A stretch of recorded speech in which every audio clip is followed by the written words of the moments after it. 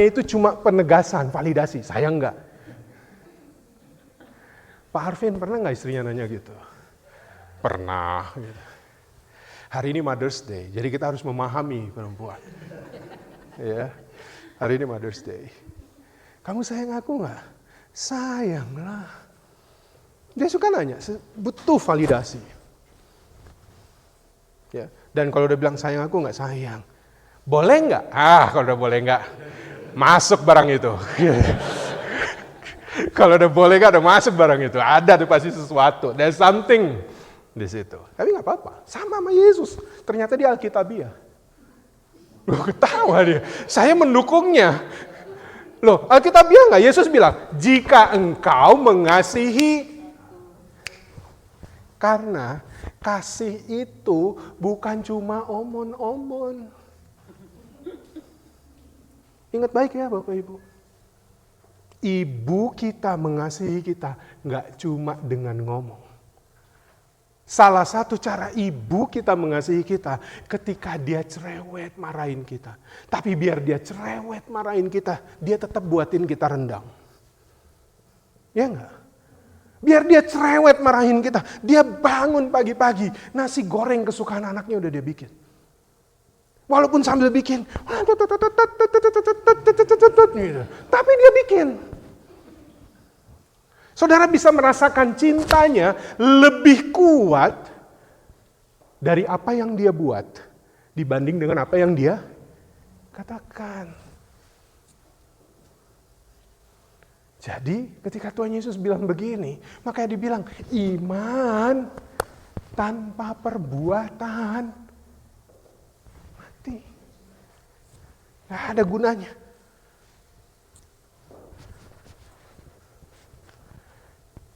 Jadi saya menghabiskan bacaan Alkitab hari ini terambil dari Yohanes pasal 14 ayatnya yang ke-15 sampai ke-21.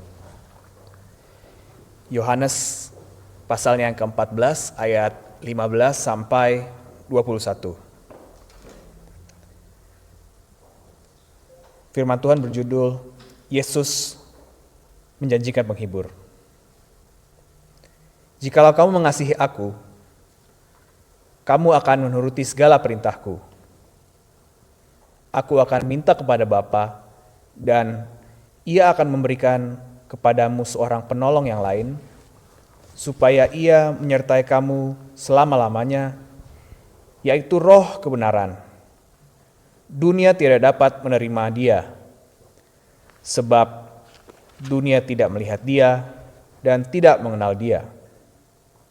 Tetapi kamu mengenal Dia, sebab Ia menyertai kamu dan akan diam di dalam kamu.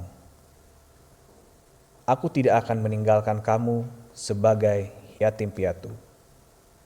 Aku akan datang kembali kepadamu. Tinggal sesaat lagi, dan dunia tidak akan melihat aku lagi. Tetapi kamu melihat aku, sebab aku hidup, dan kamu pun akan hidup.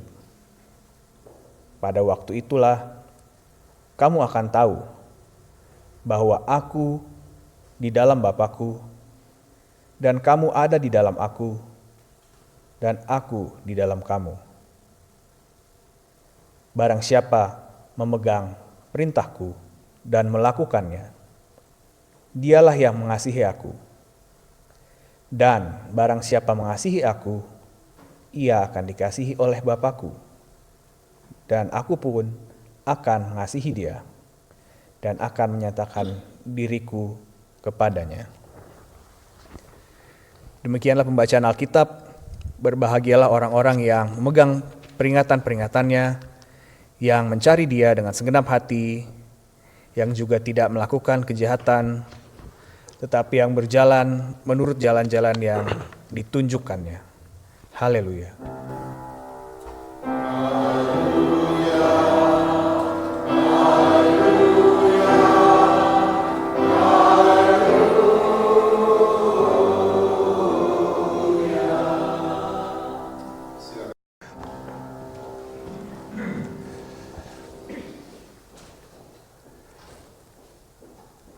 Mengawali khotbah saya ini, boleh saya minta tolong kesediaan 2 orang ke depan dengan saya, yaitu Bapak Arta dan Bapak Salmon.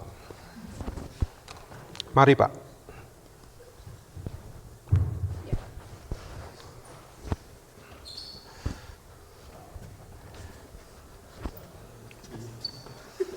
Mohon maaf, mendadak ya. Sama, ya. Tapi bukan karena bajunya, outfitnya sama saya panggil, enggak. Jadi gini. Oh, ada yang batu. Oke. Kedua saudara kita ini minggu depan sudah akan berakhir dengan beberapa saudara yang lain tugas belajarnya di Amerika, ya. Terpisah dengan istri. Kalau ini unik, Arta. Waktu berpisah cuma dengan istri. Tapi nanti pulang disambut istri dan anak. Karena anaknya lahir, anak pertamanya lahir saat dia berada di Amerika. Ya, jadi dia belum pernah ketemu langsung dengan anak terkasihnya. Saya nggak tahu namanya. Mikael. Ya, oke.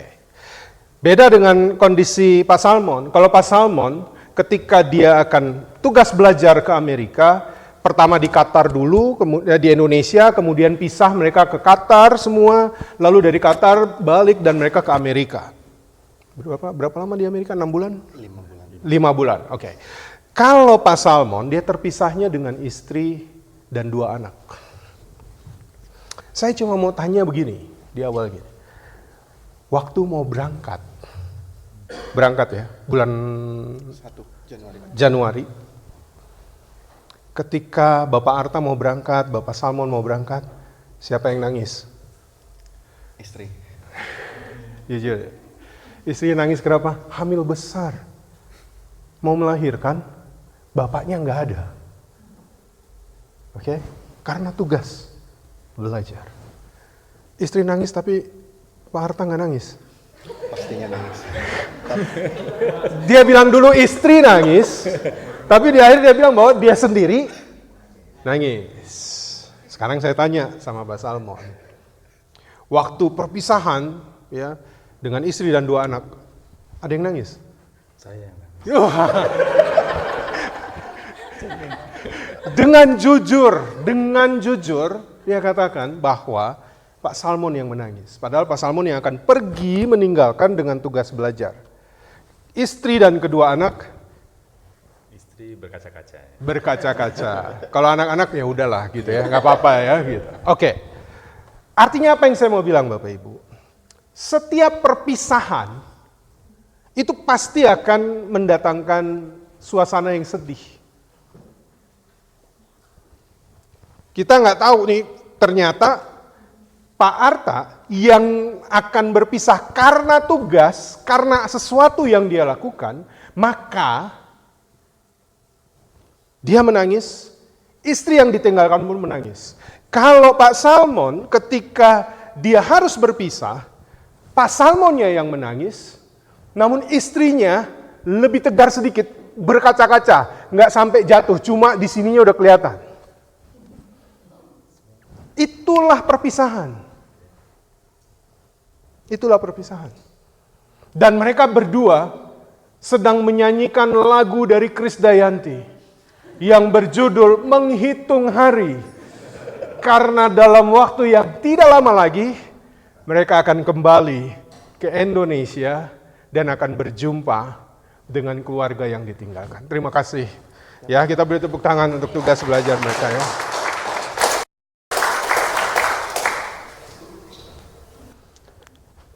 Kalau saya nggak pakai mic ini, saudara dengar ya? Bisa kedengaran? Oh ya, first of all, I will do the sermon in Bahasa Indonesia, but they have translation in here.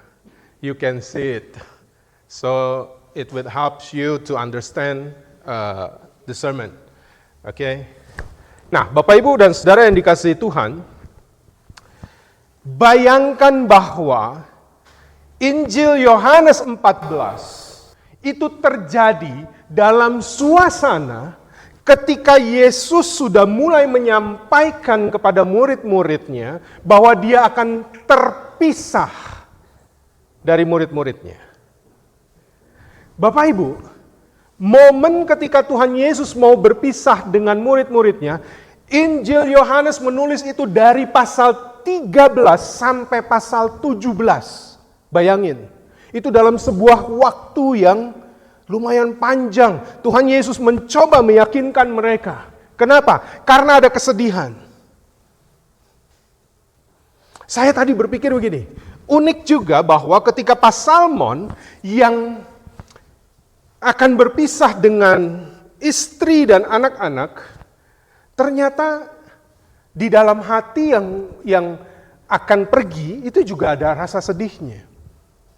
Dan di dalam hati yang ditinggalkan juga pasti ada rasa sedihnya.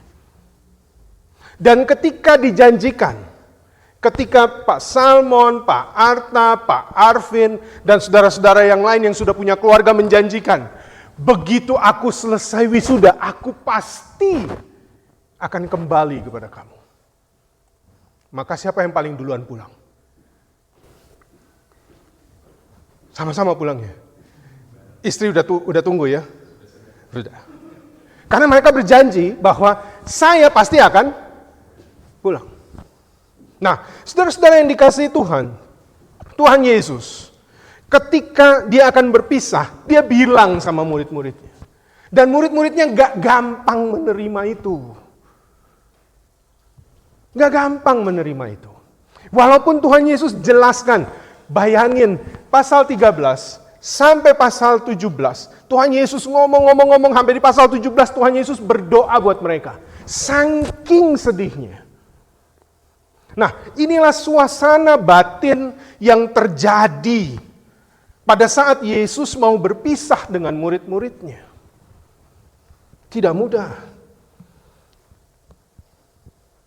Nah, saya minta tolong ditampilkan ayat 18. Ini inti dari apa yang Tuhan Yesus mau sampaikan kepada kita. Oh Bapak Ibu, kalimat ini begitu lembut tapi begitu kuat Tuhan Yesus sampaikan kepada murid-muridnya. Dia bilang begini, aku tidak akan meninggalkan kamu sebagai yatim piatu. Aku datang kembali kepadamu. Ini kalimat yang paling hangat dalam Injil Yohanes.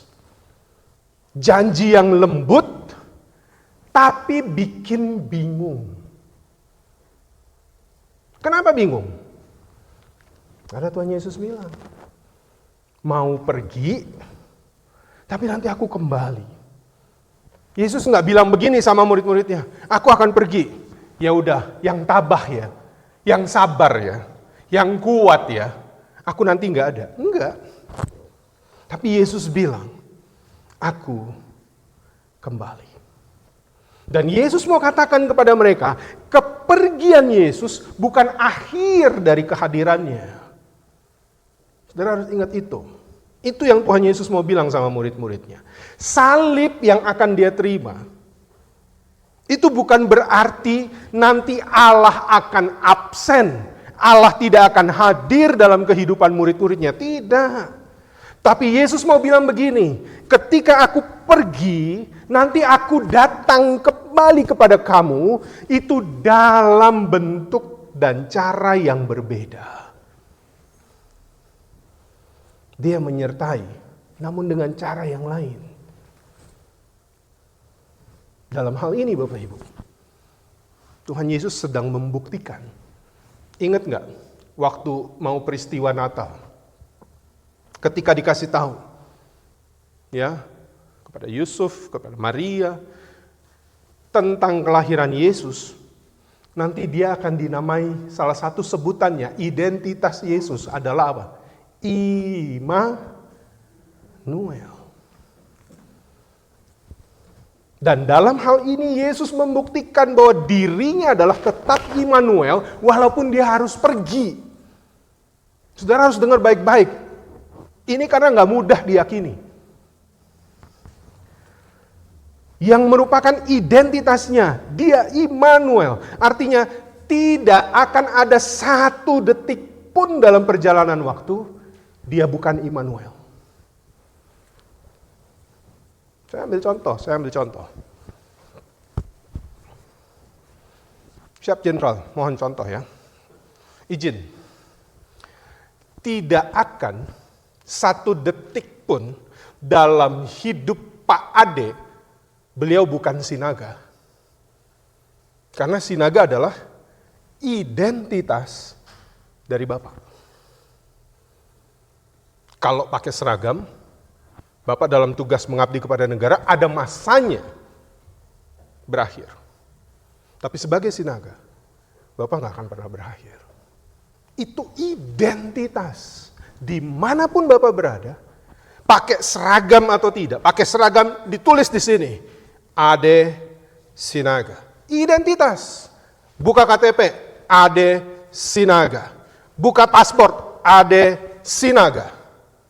Apa? Identitas yang gak akan pernah hilang dari dirinya. Nah, Yesus sedang membuktikan identitas dia sebagai Immanuel yang selalu menyertai. Murid-murid saat itu begitu takut. Kalau tadi Pak Salmon, dia bilang dia yang menangis. Pak Salmon lebih ekspresif. Istri mau menangis, tapi bisa lebih menahan. Nah, kalau dalam konteks murid-murid, Yesus lebih tenang karena dia tahu dia sedang mau melakukan tugas yang memang harus dia lakukan. Sedangkan murid-muridnya lah yang galau. Saya bilang galau, nggak tahu di situ masuk translation-nya apa. Murid-murid yang gelisah. Anxious, ya. Murid-muridnya yang takut. Mereka nggak paham. Kenapa Yesus harus pergi? Karena mereka masih menilai sebuah kehadiran itu harus secara fisik. Namun Yesus menjanjikan sesuatu yang lebih dalam. Dia bilang begini, ayat 18 ini jangan pernah diubah. Saudara harus camkan ini, saudara harus imani ini dalam perjalanan hidupmu. Yesus bilang, aku tidak akan meninggalkan kamu. Saudara amini itu enggak? Tapi kalau lagi susah, pernah enggak merasa, Tuhan, di mana Tuhan? Engkau di mana? Enggak gampang saudara, bacanya gampang.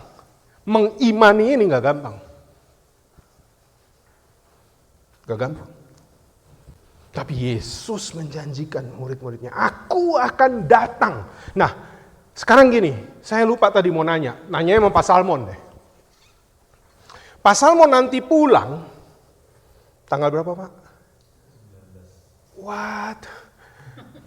Cepat bener. Bapak Ibu datang ya minggu depan, kita akan perpisahan dengan mereka. Ya, tanggal 17, saudara-saudara datang ya. Kami GKA merasa terberkati dengan kehadiran saudara-saudara. Tanggal 19 ketika pulang, saya tanya, Bapak pulang, rumah Bapak di Tangerang Selatan, itu Bapak cuma singgah atau tinggal? Tinggal. Yesus nggak bilang aku meninggalkan, aku datang itu untuk singgah. Tidak. Bedakan singgah dan tinggal. Yesus bilang, aku datang kembali. Datangnya itu bahasa yang dipakai oleh Alkitab. Injil Yohanes banyak memakai kata ini, meno dalam bahasa Yunani. Artinya apa? Tinggal tetap. Walaupun kamu gak lihat.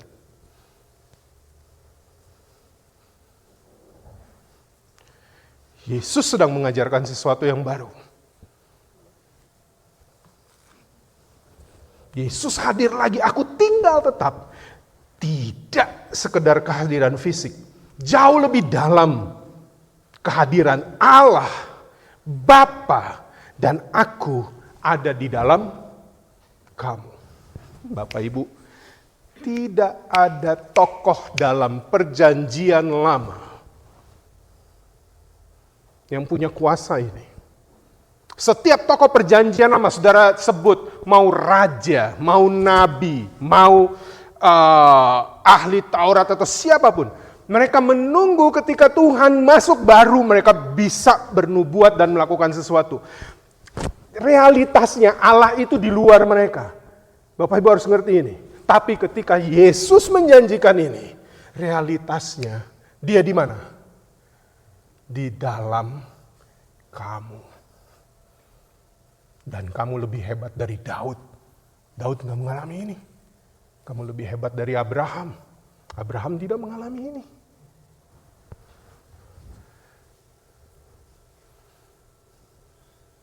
Alfian Andre Bubungan, bayangkan, lebih hebat dari Daud. Kenapa? Bukan Andanya, tapi kuasa Tuhan, Roh Kudusnya yang ada di dalam diri Anda. Yesus sedang menerangkan ini.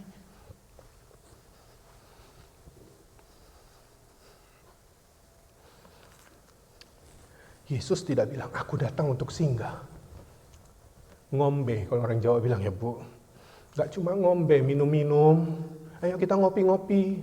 Kalau kata bahasa Tante Ote, ayo kita nongki-nongki. Gitu ya. Nongkrong-nongkrong. Yesus bukan cuma nongkrong sama kita. Yesus tinggal bersama dengan kita. Percaya gak saudara? Ini berarti apa?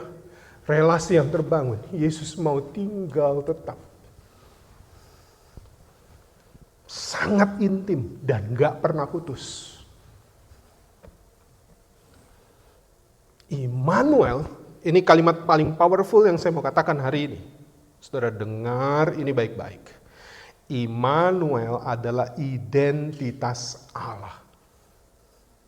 Jika Allah 5 menit saja tidak beserta dengan kita, maka dia sedang berhenti menjadi Allah selama 5 menit. Artinya apa saya mau bilang? Tidak pernah. Tidak akan pernah. Dia meninggalkan saudara. Apapun masalahmu, dimanapun engkau berada. Dan ingat, inisiatif Allah selalu Allah yang mau datang kepada kita.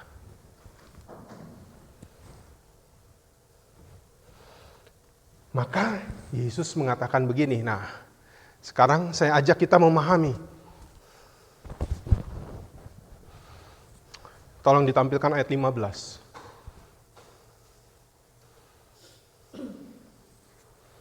Yesus bilang begini, kalau aku sudah selalu bersama kamu, dia bilang, maka buktikan itu dengan cara kamu mengasihi aku. Kalau kamu mengasihi aku, apa Yesus bilang? Kamu akan menuruti segala perintahku. Saudara, bacaan ini ayat 15. Ini kayak sandwich. Ini ayat 15. Nanti habis ini saya ajak kita lihat ayat 21. Ini ayat 21 kayak bannya, apa rotinya. Yang lain keterangan di dalamnya ini lettuce, tomato, patty gitu. Ya, gitu. Lihat ayat 21 sekarang. Apa yang Yesus bilang di ayat 21? Barang siapa memegang perintahku dan melakukannya, apa dia bilang? Dialah yang... Sekarang pertanyaan saya, kalau segitunya Yesus mengasihi saudara dan saya, dan dia janji tidak akan pernah meninggalkan kita, pertanyaannya apakah kita mengasihi Tuhan? Itu kan pertanyaan yang harus kita jawab.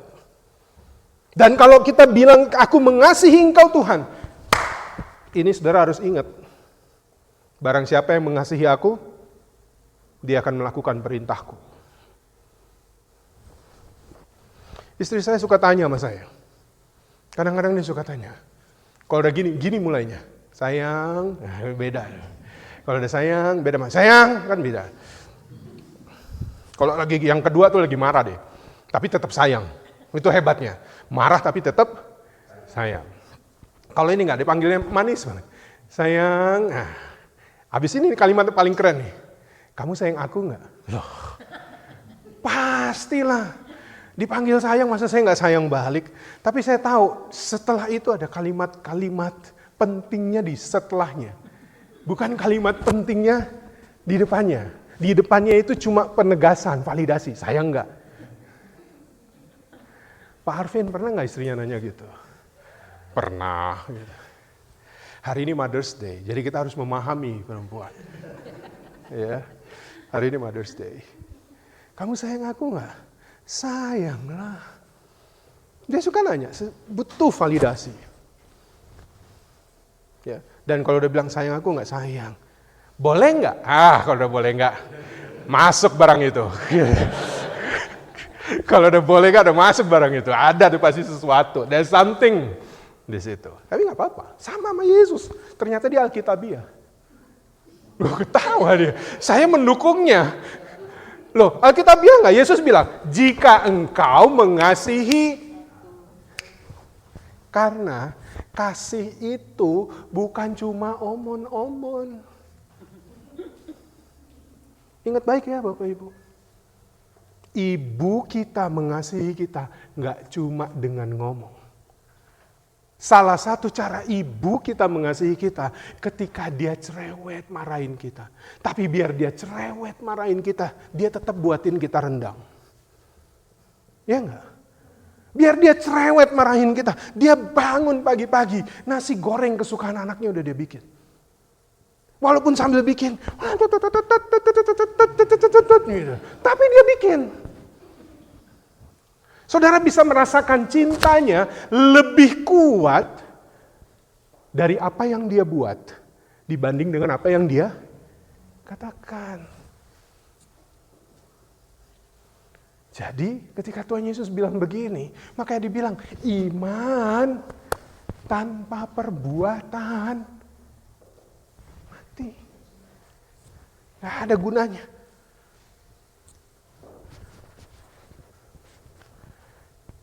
Jadi saya menghabiskan bagian pertama dari khotbah saya ini dengan mengatakan begini. Ketika kita memahami bahwa Allah bersama kita, maka kesepian bukan lagi menjadi bagian hidup kita. Saudara sendiri, tapi saudara tidak pernah benar-benar sendiri. Dia ada di dalammu. Kemanapun kita pergi, dalam situasi sulit seperti apapun, dia akan selalu bersama kita. Percayakah saudara akan hal ini? Ya. Amini itu. Dan imani itu. Baru saya masuk bagian kedua. Yang tidak kalah pentingnya. Mother's Day hari ini kan. Saya mau memulai menyampaikan, melanjutkan renungan ini. Saudara ambil waktu hening 15 detik aja. Tutup matamu dan ingatlah ibumu. Beruntung Fabian dan saudaranya ibunya di sampingnya. Ya. Tapi kalau yang nggak ada, ambillah waktu 15 detik. Diam, hening, munculkan sosok ibu dalam hati dan dalam pikiran kita. Saya kasih waktu.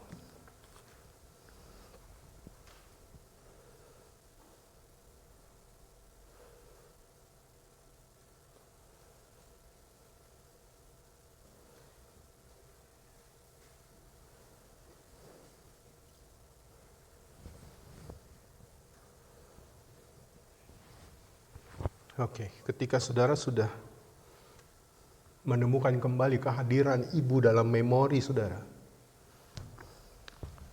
saya mulai dengan mengatakan begini. Mother's Day mengingatkan kita bahwa hati seorang ibu sering menjadi gambaran kecil dari kasih Allah. Kasih yang bertahan walaupun anaknya ngeselin luar biasa. Kasih yang menunggu walaupun anaknya begitu makin besar mulai menjauh daripada ibunya. Dia menunggu. Dan kasih yang tidak pun pernah mudah menyerah. Untuk terus dinyatakan ketika dia berjuang untuk mengasihi kita. Itu ibu. Dan banyak orang berhasil dalam hidup karena ada seorang ibu yang terus berdoa bagi dia, yang gak pernah dia tahu. Saya gak pernah dengar, kecuali kalau lagi sama-sama ya dengan orang tua saya, kalau kita berdoa, lalu dia menyebut nama anak-anaknya dalam doanya. Tapi saya punya keyakinan bahwa nama saya lebih sering disebut bahkan ketika saya tidak tahu.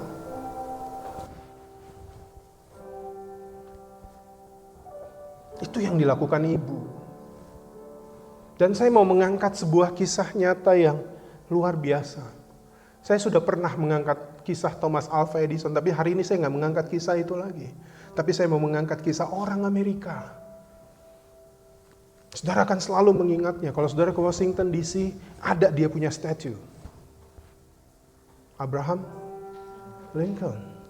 Saudara di jalan, saudara bisa nginget dia ketika saudara lihat ada merek mobil namanya Lincoln. Itu semua mulainya dari dia. Kenapa dia begitu besar?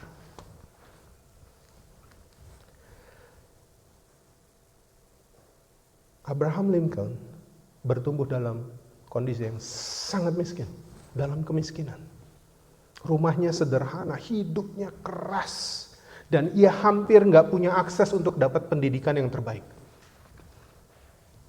Tapi ibunya yang bernama Nancy menanamkan sesuatu yang sangat berharga dalam hidupnya, dalam kesusahan.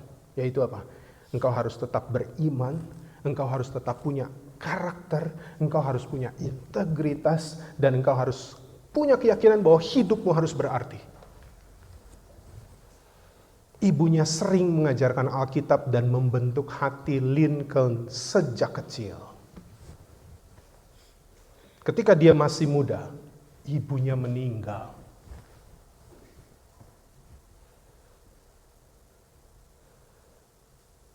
Kehilangan itu menghancurkan dia. Namun bertahun-tahun kemudian, ketika dia sudah menjadi besar, menjadi orang besar, dikenal banyak orang dengan karyanya, dia bilang begini, ada kalimat Lincoln bilang begini, "All that I am or hope to be, I owe to my angel mother." Semua yang saya miliki, semua yang saya harapkan, yang menjadikan diri saya seperti ini, saya berhutang kepada ibu saya. Kalimat itu keluar dari seorang pemimpin, pria yang kemudian menjadi pemimpin Amerika, melewati perang saudara terbesar dalam sejarah. Dan yang menyentuh adalah begini Bapak Ibu. Ibunya gak pernah melihat Lincoln jadi presiden. Udah meninggal dia. Ibunya gak pernah melihat keberhasilan anaknya. Tapi benih kasih, benih iman, dan pengorbanan yang dia tanam di dalam anaknya, itu akan tetap hidup. Ibunya sudah tidak ada, tapi Lincoln masih merasakan kehadirannya dan dia bilang, "I owe to my angel mother." Begitulah kasih ibu. Sering bekerjanya diam-diam. Hasilnya nggak selalu terlihat langsung, tetapi meninggalkan jejak seumur hidup. Inilah wanita hebat yang melukis kasih dan kekuatannya melalui kisah proses kehidupan. Dan saya mengakhiri khotbah saya hari ini dengan mengatakan, dan seperti Lincoln yang dibentuk oleh kasih ibunya, banyak kehidupan diselamatkan justru pertama-tama bukan oleh khotbah yang besar dulu, atau kekuatan yang besar, tetapi oleh seseorang yang tidak pernah berhenti mengasihi dan berdoa, yang adalah seorang ibu. Amin.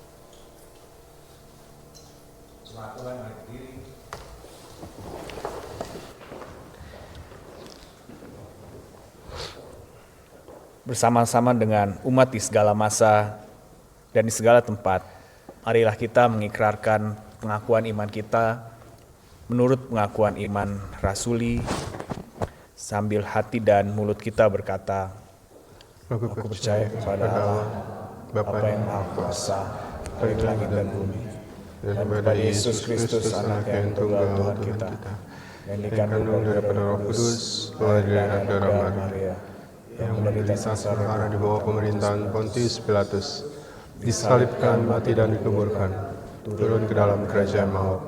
Pada hari yang ketiga bangkit pula dari antara orang mati, naik ke sorga, duduk sebelah kanan Allah, Bapa yang Maha Kuasa, dan akan datang dari sana untuk menghakimi orang yang hidup dan yang mati. Aku percaya kepada Roh Kudus, gereja yang kudus, persekutuan Roh Kudus, pengampunan